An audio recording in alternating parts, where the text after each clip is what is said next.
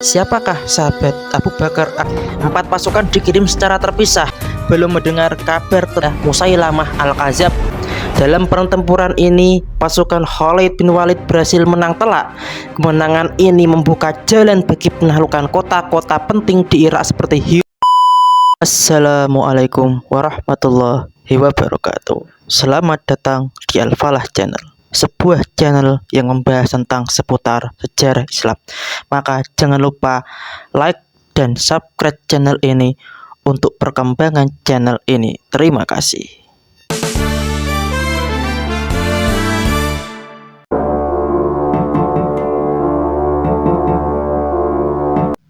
Setelah Rasulullah SAW wafat, beliau tidak mengangkat dan mewasiatkan seseorang pun untuk menjadi pengganti beliau sebagai pemimpin umat.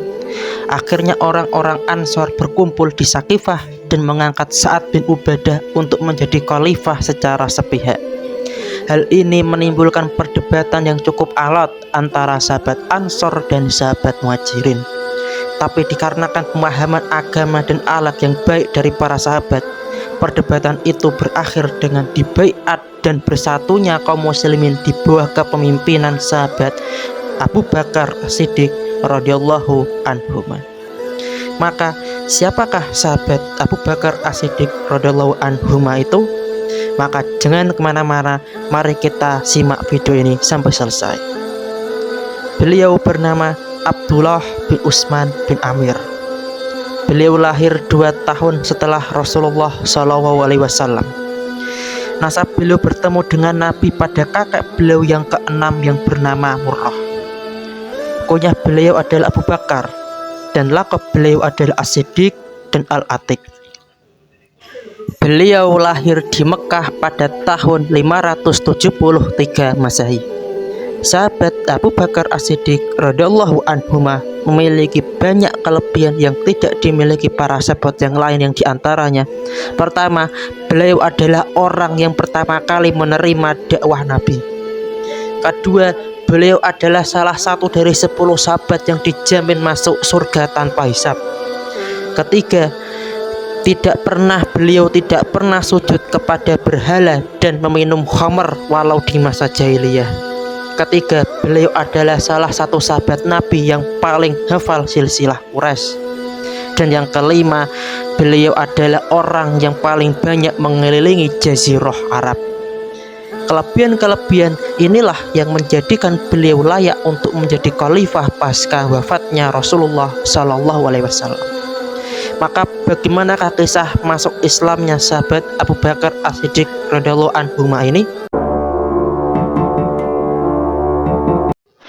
Sebelum masuk Islam, sahabat Abu Bakar As-Siddiq radhiyallahu anhu sering singgah di rumahnya para pendeta yang beragama Hanif untuk belajar agama Hanif dari mereka. Agama Hanif adalah sebuah agama peninggalan Nabi Ibrahim alaihissalam. Setiap sahabat Abu Bakar As-Siddiq radhiyallahu anhu belajar agama yang Hanif dari para pendeta itu. Selalu para pendeta itu mengingatkan akan datangnya Nabi terakhir dengan ciri-ciri sebagai berikut. Yang pertama, Nabi itu bernama Ahmad. Yang kedua, Nabi itu tidak mau memakan barang hasil zakat, tapi mau memakan barang dari hasil sedekah dan hadiah. Yang ketiga, Nabi itu memiliki tanda-tanda kenabian di pundaknya. Tanda-tanda kenabian yang diajarkan para pendeta itu selalu menghantui pikiran Abu Bakar, karena semua tanda-tanda itu ada pada sahabat dekatnya, yaitu Muhammad. Ketika Abu Bakar As-Siddiq radhiyallahu anhu sedang berdagang di negeri Syam, belum mendengar kabar telah datangnya Nabi terakhir atau Nabi baru di kota Makkah, yang ternyata tidak lain adalah sahabat dekatnya sendiri, yaitu Muhammad. Setelah sahabat Abu Bakar As-Siddiq radhiyallahu anhu masuk Islam, beliau ikut andil dalam mendakwakan Islam di kota Mekah. Yang berkat dakwah beliau masuk Islam lah beberapa sahabat, yang diantaranya: pertama, sahabat Utsman bin Affan; yang kedua, sahabat Zubair bin Awam; yang ketiga, sahabat Abdullah bin Zubair; yang keempat, sahabat Sa'ad bin Abi Waqqas; dan yang kelima, sahabat Thalhah bin Ubaidillah. Setelah sahabat Abu Bakar diangkat menjadi khalifah, dunia Islam menghadapi musibah yang besar, yaitu berupa munculnya berbagai nabi palsu dan terjadinya murtad di mana-mana di seluruh kabilah Jazirah Arab, sehingga tersisa 3 kota saja yang masih pada keislamannya, yaitu kota Mekah, kota Madinah, dan kota Taif. Maka bagaimanakah strategi Khalifah Abu Bakar As-Siddiq radhiyallahu anhu dalam menghadapi gelombang nabi palsu dan kemurtadan masal ini? Setelah Nabi Muhammad SAW wafat pada tahun 11 Hijriah, umat Islam memasuki masa yang sangat menentukan. Tanggung jawab kepemimpinan berpindah ke tangan Abu Bakar As-Siddiq, khalifah pertama. Dalam masa transisi yang begitu genting, keputusan-keputusan penting mulai diambil. Salah satunya adalah pelaksanaan ekspedisi militer yang telah direncanakan Nabi sebelum wafat, yaitu pengiriman pasukan Usama bin Zaid ke wilayah Syam. Pasukan ini dipimpin oleh Usama bin Zaid, seorang pemuda berusia 18 tahun dan merupakan putra dari Zaid bin Haritsah, anak angkat Nabi. Meski usianya muda, Nabi telah menaruh kepercayaan penuh padanya untuk memimpin ekspedisi ke wilayah yang dikuasai Romawi Timur. Namun, wafatnya Nabi sempat menimbulkan keraguan di tengah masyarakat Madinah. Sebagian berpendapat bahwa ekspedisi itu sebaiknya ditunda, mengingat munculnya gejolak di berbagai wilayah Arab. Akan tetapi Abu Bakar menegaskan bahwa perintah Rasulullah tidak boleh diabaikan, seraya berkata, "Demi Allah, seandainya anjing-anjing menggerogoti kaki-kaki istri Nabi, aku tetap akan mengirim pasukan Usama sebagaimana yang diperintahkan Rasulullah." Pasukan akhirnya berangkat dan ekspedisi tersebut berjalan sukses. Mereka kembali dengan kemenangan moral dan militer serta membawa dampak besar, yaitu kabilah-kabilah Arab yang sebelumnya mulai ragu kembali tunduk dan segan kepada kekuatan pusat Madinah. Setelah ekspedisi Usama, tantangan lain segera datang. Banyak suku-suku Arab yang sebelumnya masuk Islam menunjukkan tanda-tanda murtad, tidak membayar zakat, bahkan menolak otoritas kekhilafahan. Lebih parah itu, muncul beberapa orang yang mengaku sebagai nabi. Di antaranya yang paling terkenal adalah Musailamah Al-Kadzab dari Bani Hanifah di Yaman. Telah menyatakan kenabiannya sejak masa Nabi Muhammad SAW masih hidup, dan bahkan dengan kurang ajarnya menawarkan kerjasama kenabian yang langsung ditolak dengan tegas oleh Rasulullah. Abu Bakar memandang pemberontakan Musailamah sebagai ancaman serius terhadap stabilitas dan eksistensi Islam. Maka dikirimlah pasukan besar yang dipimpin oleh Khalid bin Walid, salah satu jenderal terbesar dalam sejarah Islam. Maka meletuslah perang Yamamah yang terjadi di wilayah Najd.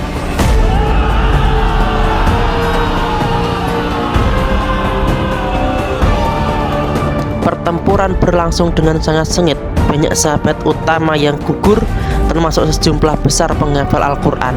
Akhirnya Musailamah berhasil dibunuh oleh Wahsy bin Harb, orang yang dahulu membunuh Hamzah di Uhud, namun kemudian masuk Islam dan menebus kesalahannya di medan Yamamah ini. Kemenangan di Yamamah menandai berakhirnya salah satu ancaman paling serius bagi kekhalifahan Islam. Namun, gugurnya banyak penghafal Al-Quran membuat para sahabat khawatir akan hilangnya hafalan yang terserak. Maka Abu Bakar atas usulan Umar bin Khattab radhiyallahu anhu memerintahkan pengumpulan Al-Quran dalam satu mushaf. Ini adalah tonggak penting dalam sejarah kodifikasi Al-Quran. Maka bagaimanakah strategi Khalifah Abu Bakar dalam mengumpulkan mushaf Al-Quran? Pada tahun 16 Hijriah atau 633 Masehi terjadilah peristiwa Perang Yamamah. Perang ini melibatkan pasukan muslim melawan pengikut Musailamah Al-Kadzab, sang nabi palsu dari Bani Hanifah. Dalam pertempuran itu, banyak penghafal Al-Quran yang gugur sebagai seorang syuhada. Diperkirakan sekitar 70 sahabat hufaz syahid sebagai seorang syuhada dalam peristiwa Perang Yamamah ini. Melihat kondisi itu, Umar bin Khattab mengusulkan kepada Khalifah Abu Bakar agar Al-Quran dikumpulkan dalam satu mushaf. Awalnya Abu Bakar ragu karena Rasulullah tidak pernah melakukannya, namun akhirnya beliau setuju demi menjaga wahyu Allah. Abu Bakar lalu menunjuk sahabat Zaid bin Sabit, salah satu penulis wahyu Rasulullah, untuk memimpin proses pengumpulan naskah Al-Quran. Zaid menelusuri ayat-ayat Al-Quran dari hafalan para sahabat dan dari tulisan-tulisan yang masih ada seperti pada pelepah kurma, batu, kulit hewan, dan tulang belulang. Setelah selesai, mushaf ini disimpan oleh Abu Bakar, lalu diwariskan ke Khalifah Umar bin Khattab dan kemudian ke Hafsah binti Umar.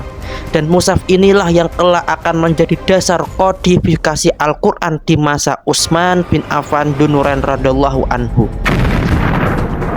Setelah berhasil meredam pemberontakan di Jazirah Arab, Abu Bakar mengirim pasukan ke wilayah Irak yang saat itu dikuasai Kekaisaran Persia. Ini adalah langkah awal ekspansi Islam ke luar negeri Arab. Pemimpin pasukan adalah Khalid bin Walid, panglima besar yang dikenal dengan strategi cerdasnya. Lalu pada tahun yang sama, yaitu tahun 12 Hijriah atau 633 Masehi, pasukan muslim berhadapan dengan pasukan Persia dan terjadilah perang besar yang kita kenal dalam sejarah yang dikenal dengan peristiwa Perang Datu As-Salasil.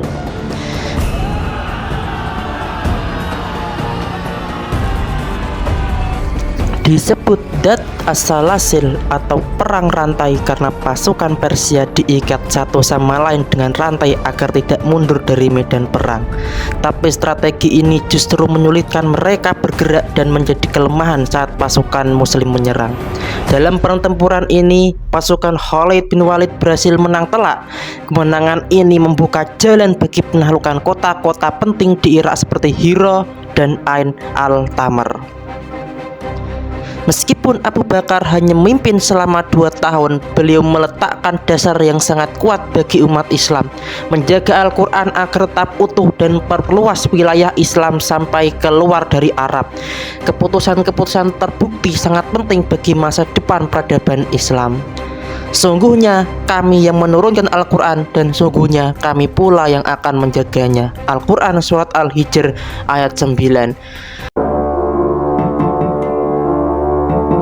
Setelah kemenangan gemilang kaum muslimin dalam perang Datu As-Salasil pada tahun 12 Hijriah, Khalifah Abu Bakar As-Siddiq mengambil keputusan strategis yang sangat penting, yang diantaranya mengirim pasukan ke wilayah Syam, wilayah yang saat itu berada di bawah kekuasaan Kekaisaran Bizantium. Tujuannya adalah meneruskan dakwah Islam dan membebaskan negeri-negeri yang tertindas. 4 pasukan dikirim secara terpisah, masing-masing dipimpin oleh panglima besar, yang diantaranya pertama Amr bin As, kedua Yazid bin Abi Sofyan, ketiga Sahrabil bin Hasanah, dan keempat Abu Ubaidah bin Jarrah. Keempat pasukan ini bertugas menguasai titik-titik strategis di Syam, dari Palestina hingga Damaskus. Inilah langkah awal dari ekspansi besar Islam ke wilayah utara. Namun di tengah konsolidasi kekuatan militer ini, kondisi kesehatan Khalifah Abu Bakar mulai menurun. Lalu terkena demam tinggi yang berkepanjangan dan keadaannya semakin melemah dari hari ke hari. Para sejarawan mencatat bahwa sakit yang dideritanya bukan karena luka perang atau wabah, tetapi murni karena faktor usia dan kelelahan fisik dalam memikul beban amanah kepemimpinan yang berat. Dalam masa sakitnya, Abu Bakar tidak lalai terhadap urusan umat. Lalu memanggil para sahabat terdekat dan bermusyawarah mengenai siapa yang pantas menggantikan kepemimpinannya. Setelah mempertimbangkan matang-matang, ia memilih Umar bin Khattab radhiyallahu anhu sebagai khalifah penerusnya disebabkan karena ketegasan beliau dalam menegakkan kebenaran. Abu Bakar sendiri yang menulis surat pengangkatan Umar dan surat itu dibacakan di hadapan kaum muslimin. Menjelang wafat, Abu Bakar memberi wasiat kepada Umar tentang pentingnya keadilan, menjaga persatuan umat, dan bertawakal hanya kepada Allah Subhanahu wa Ta'ala. Lalu juga meminta agar hartanya yang dipakai untuk keperluan negara selama menjabat dikembalikan ke Baitul Mal, menunjukkan kesuhutan dan tanggung jawabnya yang tinggi sebagai pemimpin.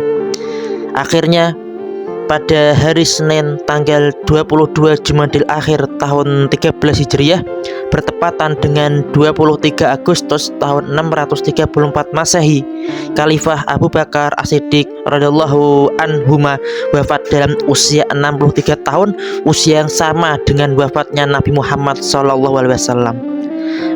Dimakamkan di kamar Aisyah bersebelahan dengan makam Rasulullah SAW, sahabat sejatinya di dunia dan insya Allah di akhirat.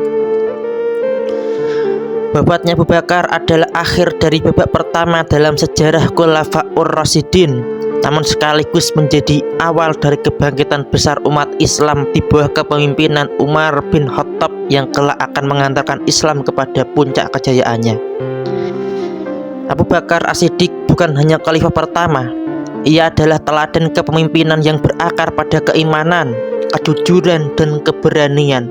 Wafatnya menjadi duka bagi umat, tetapi warisannya adalah semangat perjuangan yang abadi untuk menegakkan agama Islam. Teman-teman yang dirahmati oleh Allah Subhanahu wa taala, mungkin sekian pembahasan kita mengenai masa kekhalifahan Abu Bakar As-Siddiq radhiyallahu anhu. Jika ada kesalahannya, mimin minta maaf sebesar-besarnya, dan sampai berjumpa di lain waktu. Terima kasih.